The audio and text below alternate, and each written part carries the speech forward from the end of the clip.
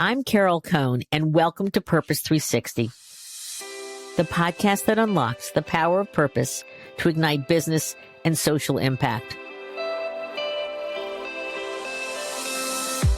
Today's show is very different from having one guest.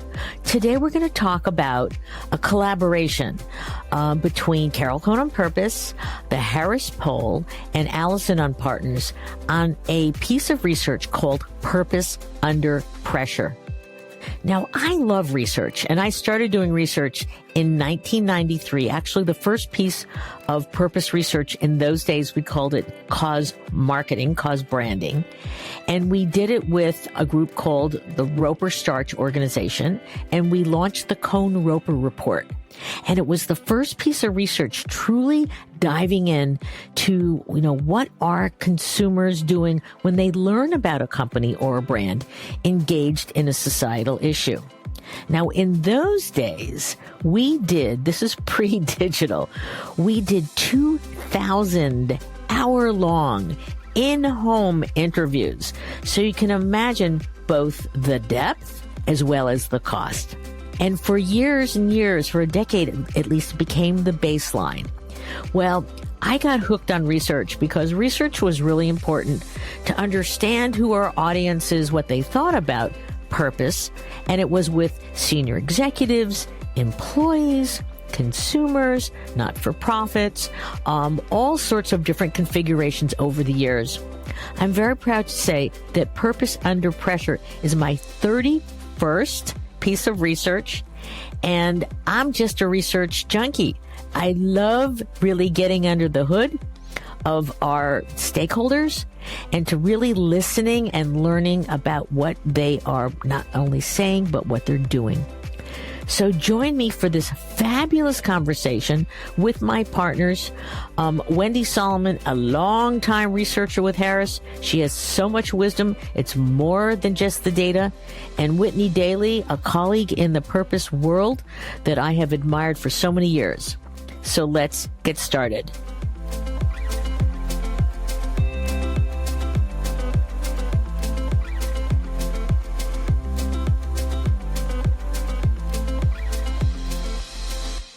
So welcome, Wendy. Thank you. So glad to be here. I have worked with Wendy, for many, many years. I love the Harris Poll. We worked together on a piece of research called The Good Life for Sustainable Brands. And then more recently, right before the pandemic and the lockdown, we worked on the B2B purpose paradox. And we're going to talk a little bit about bridging from some of that research to the research we're doing today.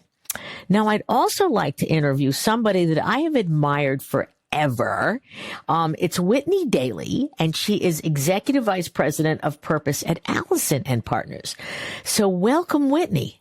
Thank you, Carol. I am so thrilled to be here.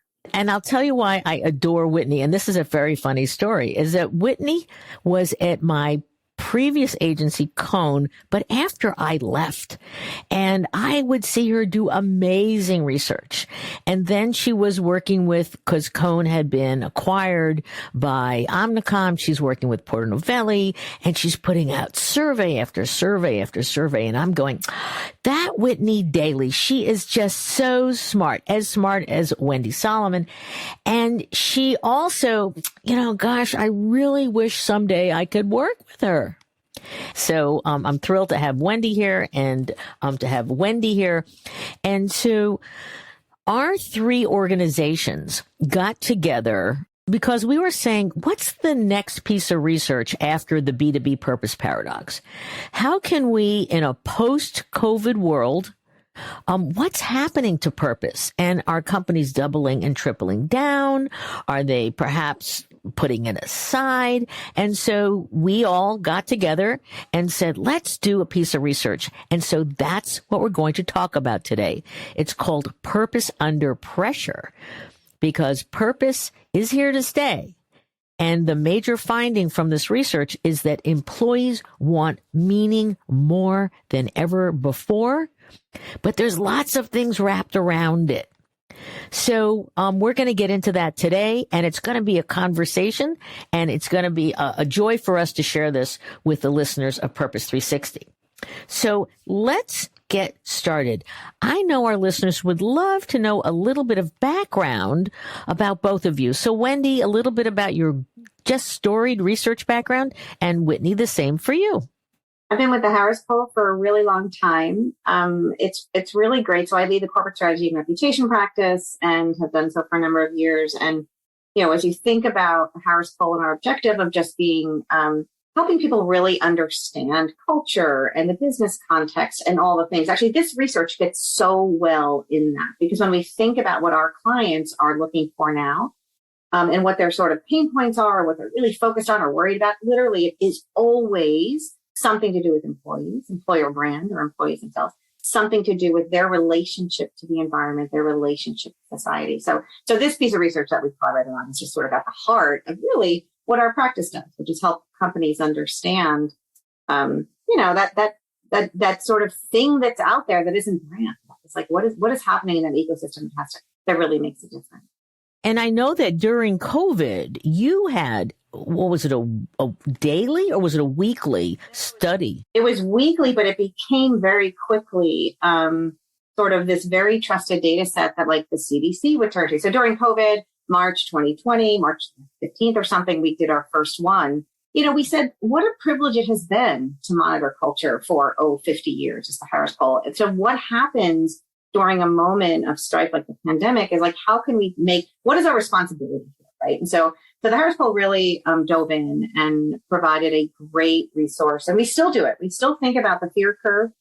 It is astounding how many people still are afraid to return to normal activity. We are celebrating that only 4 in 10 are afraid of dying. I mean, like the fear curve has been unbelievable. It is week after week, and then a new variant. And then the Ukraine war, and monkeypox. Like the level of angst in our nation, and actually we do a lot of this work globally, is really unprecedented. And I think it really ties into corporate purpose, right? Because it ties into expectations of companies. And so, and actually a lot of that's on our website if anybody's interested. Those crosstabs were there for everyone to use, business leaders, sort of government, policymakers. And so we really we're pleased to be able to provide that. Yeah, and you're very generous in terms of doing this research, sharing this research. Now, Whitney, tell us a little bit more about your background. So currently I am sitting as an executive vice president on Allison Partners Purpose Center of Excellence, which is a really, really exciting role. I've been in this space for more than 15 years. I do what I do every day because I truly believe in the power of business to be a positive force for change in the world. I believe business has the scale, the speed, the acumen to solve for some of the world's most pressing challenges. And we need that support to fight for these challenges and these issues that are cropping up fast and furious. So I love partnering with companies to strategize around the impact they can make in the world and then really help them communicate it in a way that's going to resonate. And as Carol mentioned, I am a self-professed data nerd, love creating new research, and really using that kind of, as Wendy said, to build the business case for this, making it open source, providing this data to our community so that we can really build more of these programs at more organizations across the globe. So as Carol mentioned, this feels like a very full circle moment for me to be on with Carol. And, we've been producing this type of research for many, many years. And especially, the report that we're going to dive into today, I think is kind of that next evolution in the world of purpose and really critical work that we all need to be doubling down on now more than ever. And I know that we have, as a team, we said, how many pieces of research have we done collectively, really focusing on purpose? And I think we came up with a number north of 100. So you have a lot of wisdom on this podcast today. So we're going to start jumping into purpose under pressure. And so I'd like to say that, we hear a lot about post-COVID and it was the great resignation or the great reset. But I read recently someone said it was more about the great contemplation. because we all had significant changes in our routine, and it allowed us, most of us working from home, to say what is important to us. And so, I found this incredible statistic that over our lifetimes, we will spend over 90,000 hours working. That's 1/3 of our entire lives. I think the only thing that we do more is sleep. And those of us that are working a lot harder, it's more like 100,000 or more. And so meaning is really important. And why is meaning important?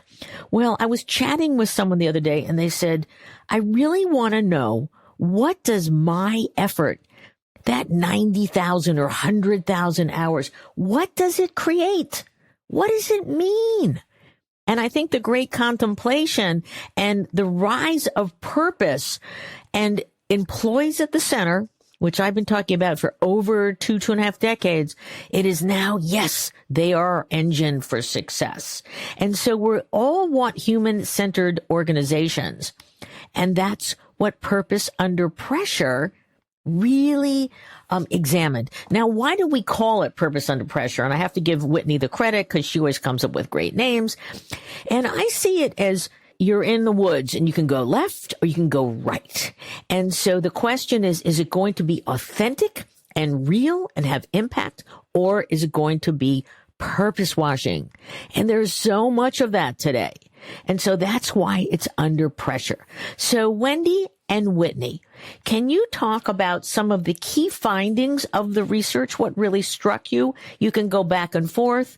But Wendy, we're going to start with you because you are the lifelong Harris researcher. What really struck you about the top findings of that research? Yeah. So actually, as a researcher, I want to just put it in context for just a second. Like, who we talk to employees, just to be super clear, right? So this is a survey that we're going to be talking about among a representative sample of employed Americans, right? And these are people who have a manager title or higher. So we're looking at them in a way, mix of roles, mix of industries. So this is really the broad brush of like employee culture.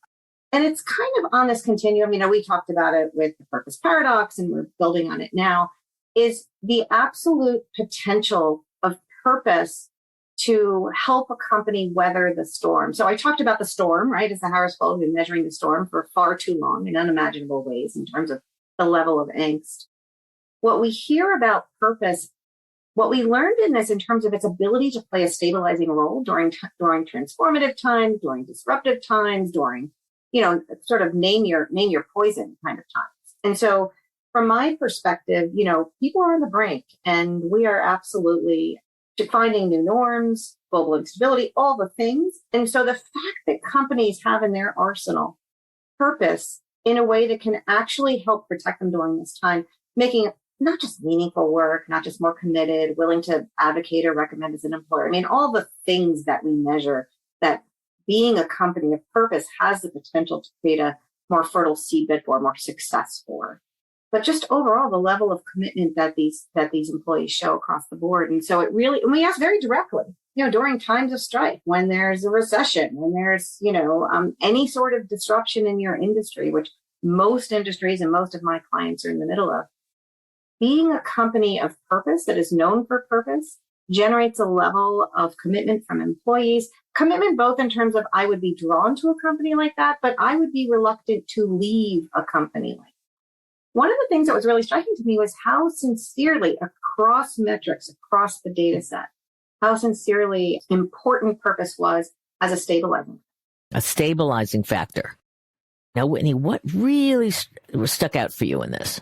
Yeah, I think one of the things that really stuck out as we were kind of unpacking all this data was when we looked at different levels within an organization.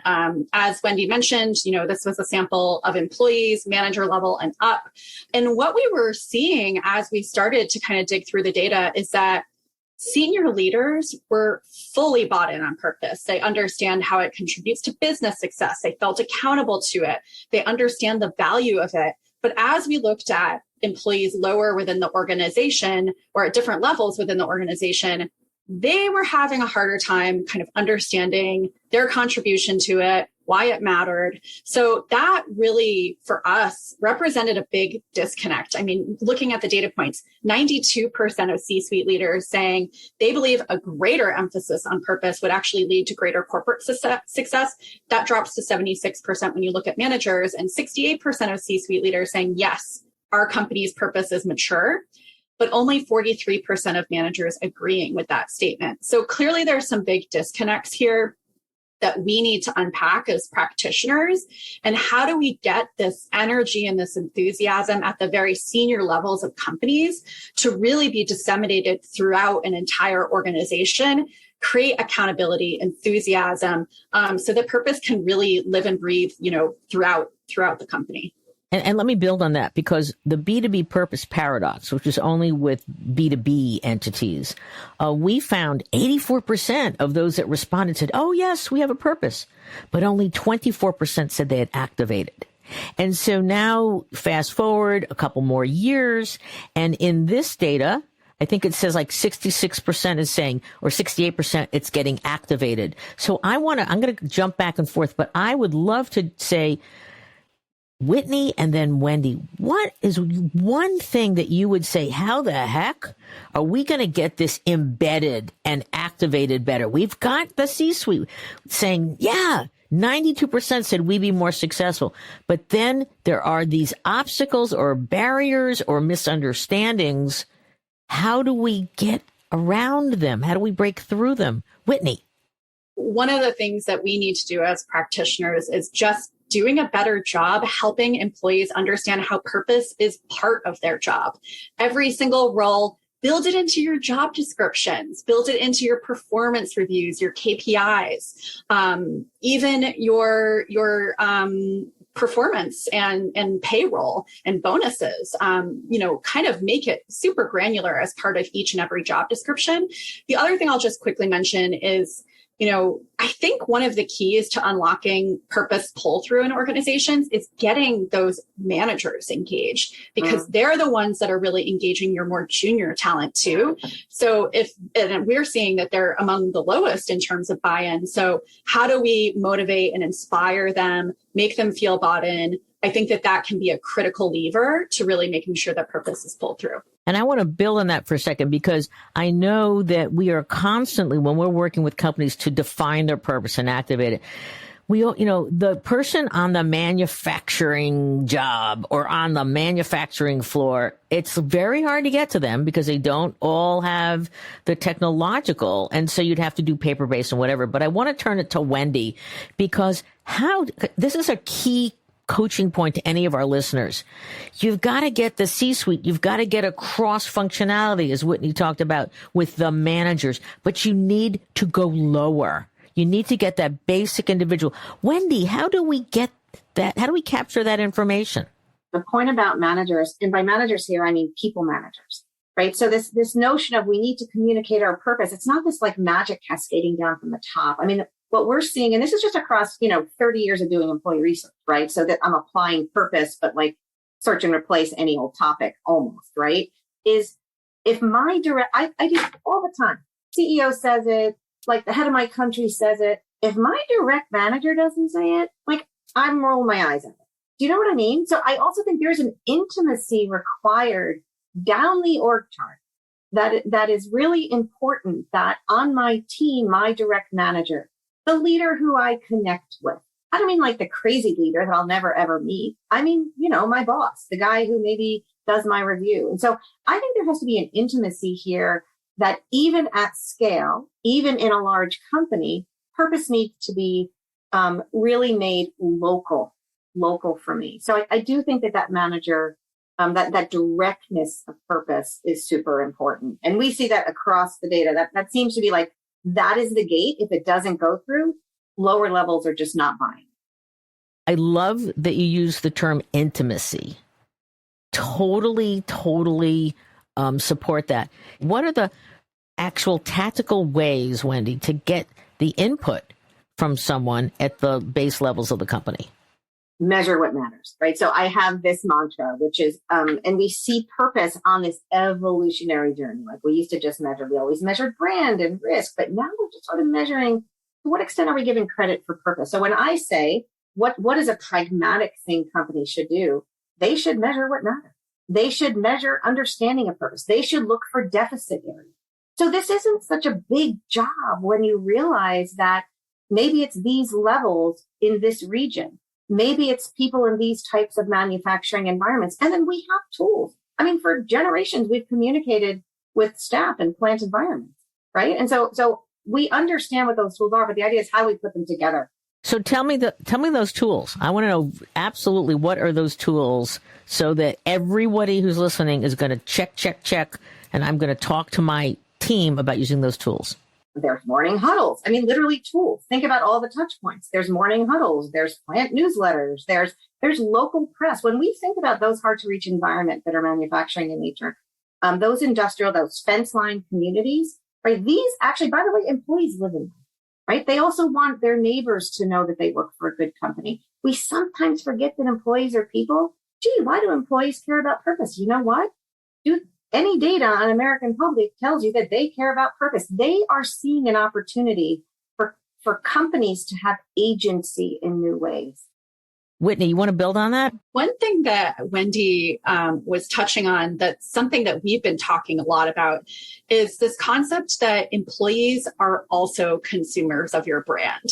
So using all of your internal comms channels that are super critical to communications and dialogue and intimacy, as Wendy said, and forming relationships, but then also thinking about how are your employees interacting with your external communications? Wendy, you talked about local media coverage, and, employees are going to see that when they're sitting at their breakfast table reading the morning paper, if their own company is in there and they can feel proud about that. Social channels. We know that if employees are engaged in their purpose, they're more likely to share your social content. So being amplifiers of that. And I think most critically is making sure that those external messages, the statements that you're putting out there, are in alignment with what you're actually doing inside of your companies. And I know we talked about that a little bit in the research, but internal actions aligning with external communications, because your employees will be the first ones to call you out if you are not being authentic there. But if you do it well, you get your employees on board, they understand, your ethos, because they're consuming internal and external communications. Like, that is a huge bonus. So now I want to go a level back up. And so it was shocking, not surprising, but disappointing perhaps, that sales and marketing and strategy have a big disconnect from embedding purpose in their work, understanding it, supporting it, versus the C-suite. So any sort of suggestions from both of you, how are we going to get these critical functional leaders on board? Wendy. I actually was shocked at that. So in a lot of my work, I work with marketing in trying to bring about the future we want, right? So trying to get consumers, their efforts are aimed at trying to have consumers make sustainable choices or choices that benefit communities or whatever the case may be. So the fact that when you look across an organization, and again, we're talking vertically, but now we're thinking horizontally, that marketers are they're like not using it as a yardstick. I would say, Carol, not just marketing, I would say strategic planning. But if I'm in marketing, there's a total rational reason to use purpose as one of my tools. For me, it's about advising and having marketers and strategic planners understand that this yardstick is increasingly critical, and that your external stakeholders for whom your success is defined, it's something you're looking for. So it's no longer like, oh, that won't land well. Literally, this is a major asset that is underutilized, is how I see it, particularly in the market. I 100% agree. And when we look at marketing in particular in that yardstick, we need to start examining what are our marketing teams being assessed by? What sort of goals are we putting in front of them? And if it's only a sales lift, then, we might need to relook at that. And specifically, looking at awareness goals. Are you measuring behavior change? Kind of changing the aperture of how we're measuring these teams, building in longer term goals that can really elevate purpose into that narrative. And then I will also say companies that are able to kind of make that direct connection between purpose-driven marketing and sales lift, let's share some of that data. I want to see more of it in the marketplace. I want to see more of those success stories from companies so that we can continue to build this. And it's super important. And as you both touched on, we all know that this is critical to business success. Like, that's not an argument at this point. We need to be sharing more of those success stories with the marketplace. And speaking of success, I think HR, every single high potential future talent seated in front of them in person, on Zoom, doesn't matter, is asking about it, right? So it's very, very clear from that HR gets it, understands how valuable it is, understands how critical it is to future success. So sort of that's, one of the opposite sides, the other extreme to the softness we saw among the marketing. Yes, let's give a shout out to HR because the function is becoming, it's not just about paperwork and benefits and such. It is truly about the emotional health and wellness of employees, which certainly has been exacerbated by working from home for 2 years, trying to balance all the crazy things that someone has to do at home, and also being separated from your buds at work. And so, big shout out for HR. And I'm seeing now more and more HR conferences and associations that are beginning to dive into purpose as this incredible, gold thread or red thread through the organization that truly, again, provides the meaning and shows me the value of why am I putting in these 90,000 hours of work? So I would love to just kind of do a little jump and say, let's give some shout outs to some companies that are doing it great. So I'll start with Whitney, which is that, who are some of you, I'll give you one of mine after you guys go, but who's doing this really well? Who's engaging employees? Who's being authentic? They're getting their strategy, their marketing. Who do you like, Whitney? I would have to give kudos to one of our clients here at Allison Partners and the Purpose Center of Excellence. 7th generation. They get this. They get how to kind of create that purpose pull through in every corner of the organization. And they're doing this because they are making sure first and foremost that employees understand the core of their work. And that is to create a more healthy, sustainable, equitable world for generations to come. And that is something that is manifesting in so many different assets within the organization that you can't work there and not kind of understand that message and really what that core message is. But more so, we talked about goals and KPIs earlier. They are building purpose into all aspects of performance, from the roles and the job descriptions to the bonuses and the goals that are associated with it. And the focus is for, really to make everyone within the company accountable for it and to ensure that they're doing their part to create this more equitable, sustainable climate future, which is the core of the purpose and the mission of 7th Gen. So an example of how, they're pulling it through to the job descriptions, the roles, the goals, the performance, and the accountability. That's great. Wendy, do you have a fave? Patagonia, a very celebrated company among Americans. You also find companies like Chick-fil-A really celebrated for their values that they bring, right? So when we think about purpose and we boil it down to values, and so you can think about like different sides of the aisle may see those companies differently, right? But what I'll tell you is that companies that truly activate their purpose and bring it authentically to consumers. So here again, I'm talking about the public. You can do so regardless of sort of what's, whether you lean liberal, lean conservative, right? So some companies actually can help demonstrate to us how purpose can be brought to life in sort of human and civic ways. And I think some of those companies are, they're really interesting to watch. I also think industries in transformation. I think about the auto sector, right? As they move to electrification, right? And they all have changed sort of their mobility oriented future to one that actually has a sustainability component in it, in their broader purpose, their investments. They want to think about a yardstick for future change, right? So I don't really have an answer there, but isn't it interesting to think about how some of these companies will transform in a convincing way as their product portfolio? Because I think that is something that kind of the world is watching for, in addition to their huge employee base. I would like to give a shout out to PwC, and they have been on our podcast with, I call one of the OGs of Purpose, Shannon Schuyler, because she's just so brilliant, and she's just been in the field for so many years. But the company is tripling down on their employees. In my conversation with Shannon, she said, the biggest thing a company can do is to help employees identify their why. Like what, and PwC does this brilliantly. Tata Consultancy Services does this brilliantly. When someone comes in, they really spend time to understand the personal drivers. And then those companies, and they're very large, they've got lots of different job positions, but then they look with such wisdom to put that person in a role that will amplify, like, why am I here? What's my why? Is my why to truly help people grow? And so they would put them in more of an educational portion of both of those companies' products and services. Is my why I love innovation. I love curiosity. So how do you identify the personal purpose before you then connect the values of the person to the company?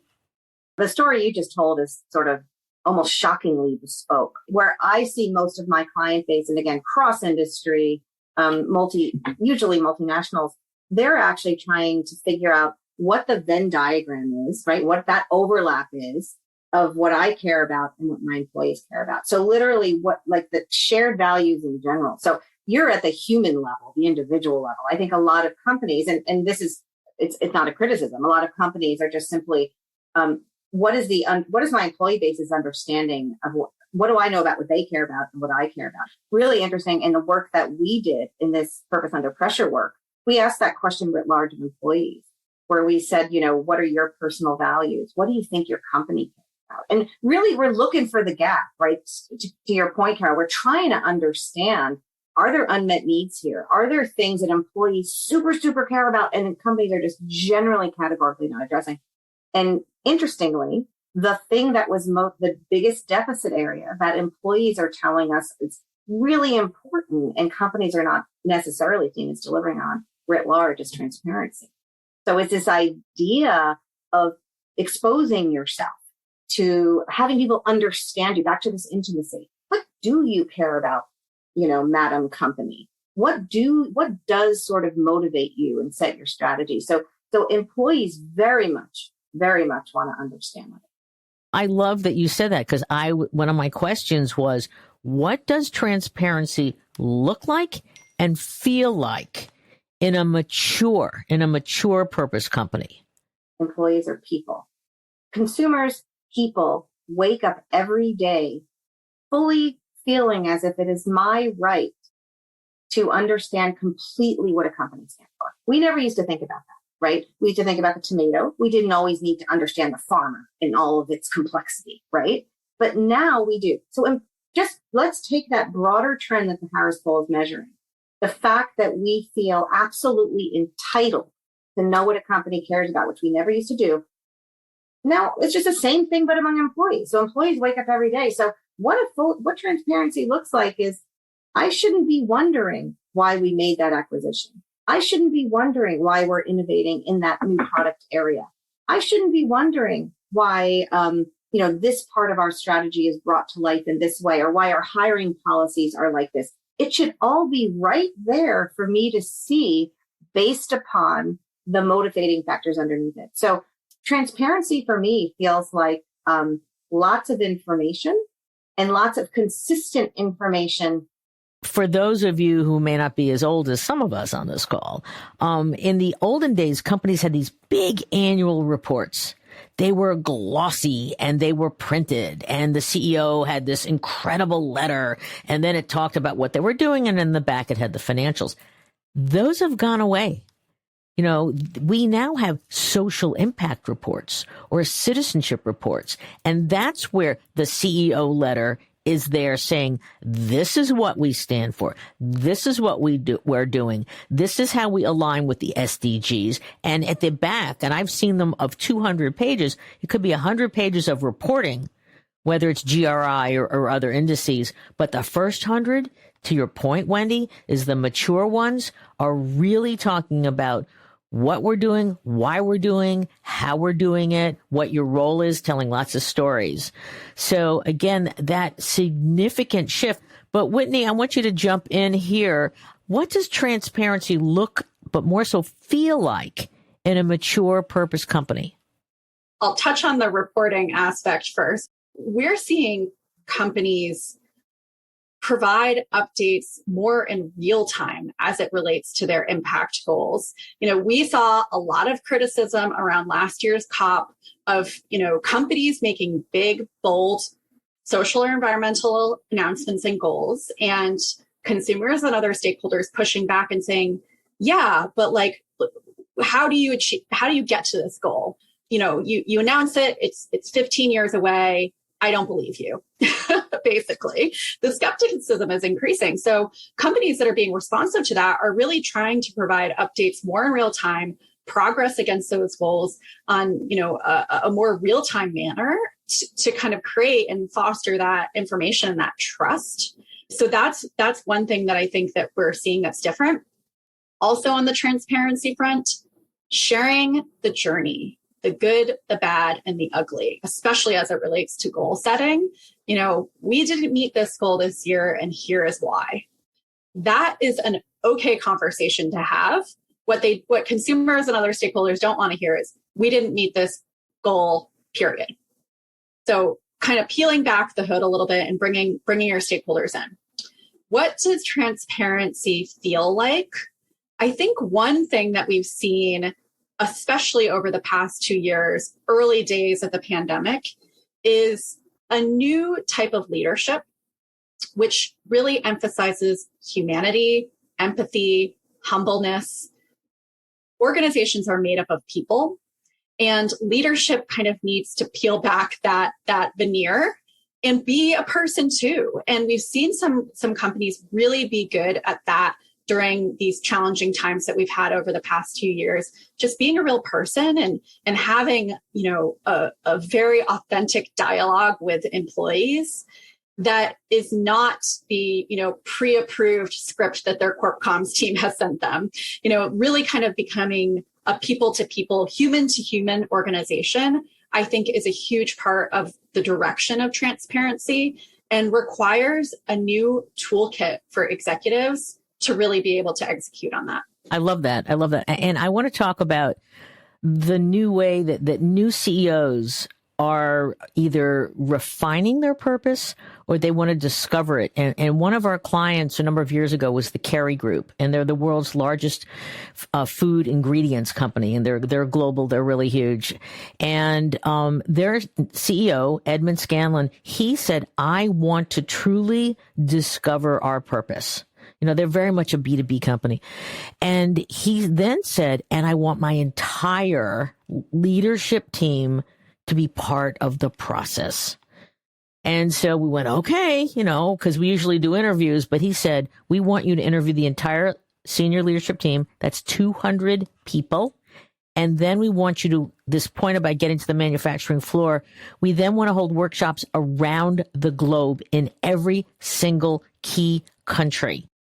And that it would be 2-day workshops, and we'll be talking about what is purpose and the values of the people and how do they get engaged, so that when it was created, when the purpose was finally written, and I'd like to give a shout out to my partner Talia Bosch, because she did most of that world travel, from South Africa to Singapore to Costa Rica, Brazil, the U.S., a lot in Ireland, because that's where the Kerry Group is located.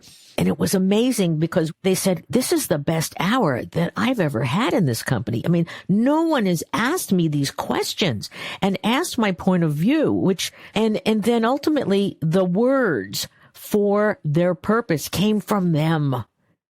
And ultimately Inspire Food, Nourish Life, the two parts of that company, that was their purpose statement. And it was introduced in a very authentic way to the entire leadership meeting, the CEO, a video. We did a fireside chat and their employee. And then we got into workshopping. And so again, transparency, look, feel, engagement. I think it's really important because again, our research is called Purpose Under Pressure.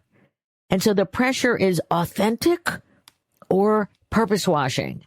So I want to pivot a little bit to getting the message out in all ways, internal, external, in a transparent manner when purpose is under pressure and we want to be authentic versus being purpose washing. I think it starts actually before you're ready to get your message out. It is creating a robust internal strategy to purpose, to ESG. What are your programs, your policies? What are your actions as an organization? What are your values? And once you've kind of gone through that exercise and you understand, then I think you're ready to get your message out. And if you go through that due diligence in the upfront, you're going to set yourself up way better to avoid a purpose washing situation. So it's super critical that you're looking at that, you're benchmarking, you're understanding where you're at and where you need to go. It needs to touch every single part of your organization and every single communication channel that you have. Your social, your website, your product tags. What does your actual tag say? What I'll also say, because obviously our report, Purpose Under Pressure, focused on employees, what an amazing communications channel employees are. If you can make sure that they're bought in on your purpose, they are going to be the ones that really bring the authenticity to the table. If they are, in their individual roles and they're like, let me tell you about this part of our sustainability initiatives, or would really like to talk to you about our DE&I efforts. They're like, this is what I'm seeing my company do. That is where authenticity lives, and employees that you can kind of bring on board and be able to share that message and they're excited about that message. That's a super, super valuable asset. So when we look at how employees have changed, what the trend data is showing, they're giving their companies a little more credit and understanding it. They're seeing it a little bit more activated. Like that was bigger than any other data point that we trended, was their willingness to be that kind of advocate, right? And when we think about purpose as being intimate, when we think about purpose, particularly for multinationals, as being local, I think employees really are the channel, the army that has huge potential. And I know, a lot of clients worry about that. A lot of clients in certain industries have actually, sort of regulatory challenges on how employees communicate. But from my standpoint, writ large, employees as a source, as an amplification source, as advocates, as ambassadors, part of that trend, again, employees are not witnessing it, they are driving it. So I had Alan Murray, who's the CEO of Fortune Media, on the podcast about his book, Tomorrow's Capitalist. But here's what I said. I asked him that question. How do you get your message out? And he said, your number one channel should be your employees. Because, and I, we are at this cusp of, oh God, can I trust them? Can they, you know what? They're doing it anyway. So, giving them, empowering them with, whether it's visuals, data, storytelling, you've got armies. I mean, some of our colleagues that we're interviewing and friends, they've got 20,000, 50,000, 100,000 plus employees. I mean, Tata Consultancy Services has over 600,000 employees. And if you're doing this with authenticity and transparency, imagine that incredible pipeline for information. So that's really, really cool. I want to ask both of you, we're Purpose Under Pressure. That's the name. What do you see for the next couple years of the, I won't say the long-term, future of purpose, but the next couple years of purpose? Every single data point that we have collected, both proprietary for our clients and then work like this that we love to talk about, has pointed to the increasingly important role of business in solving social challenges. Be that because governments aren't trusted and the media isn't trusted. Suddenly, right, companies are the saviors. Companies are the ones that we look to.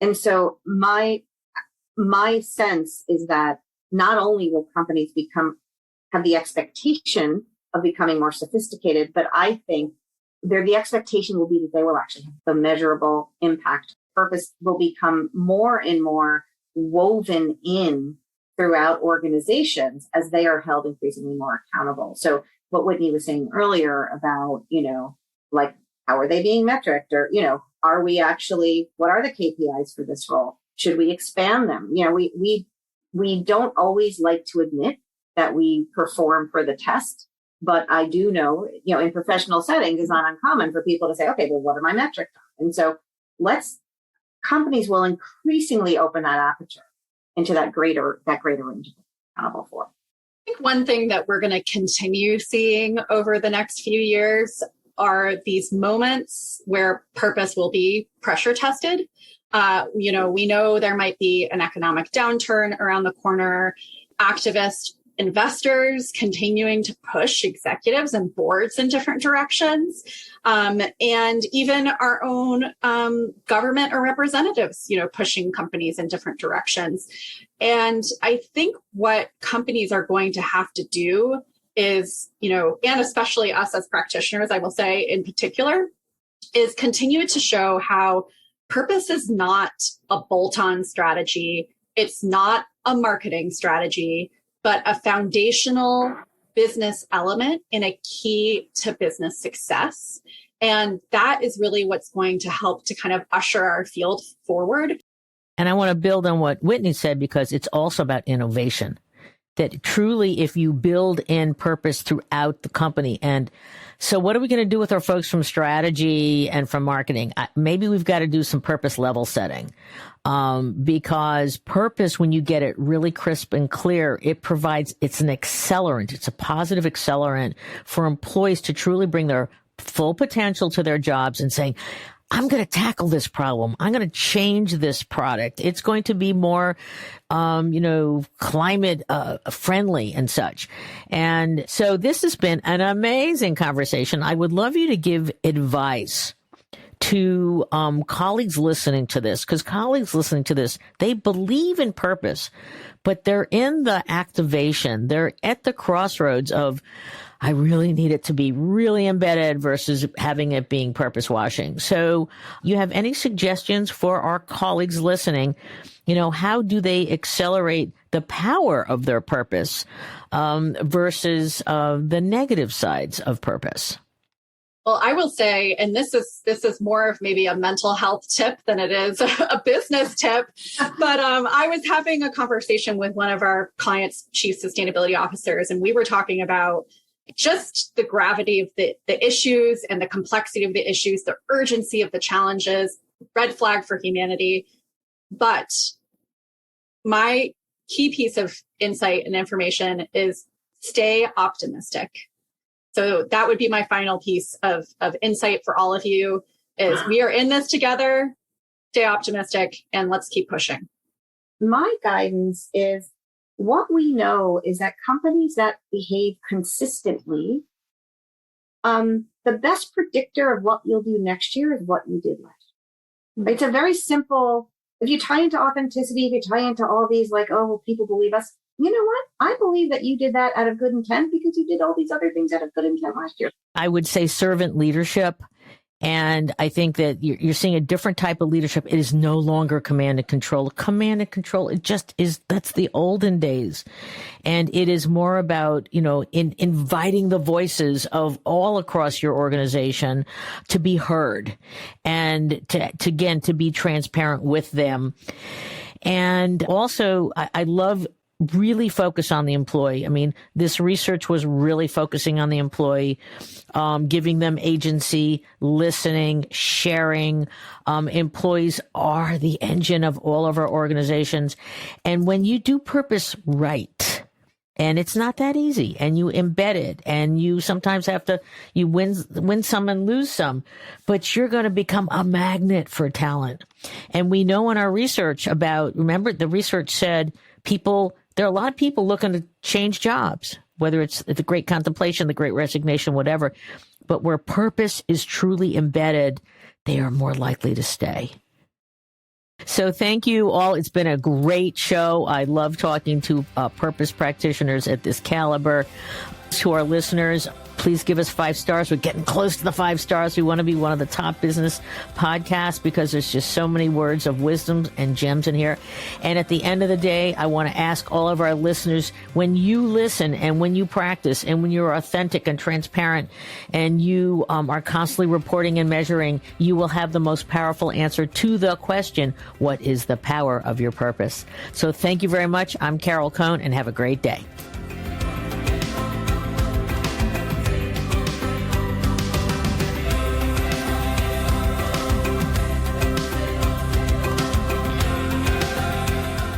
This podcast was brought to you by some amazing people, and I'd love to thank them. Ann Hundertmark and Kristen Kenny at Carol Cohn on Purpose, Pete Wright and Andy Nelson, our crack production team at True Story FM, and you, our listener. You know, we love hearing from you, so please give us feedback. Let us know names of people you'd like to hear on a future episode. How about some new questions to ask? And also, please rate and rank us, because we really want to be as high as possible as one of the top business podcasts available, so that we can continue exploring together the importance and the activation of authentic purpose. We all know every company, every brand, every not-for-profit must define their purpose, refine it, and activate it, and evolve it over time so it has the greatest impact on business, growth, and society. And by listening to these episodes and sharing them with your colleagues and talking about them, I want to inspire you to have an amazing answer to this question: what is the power of your purpose? Thanks so much for listening.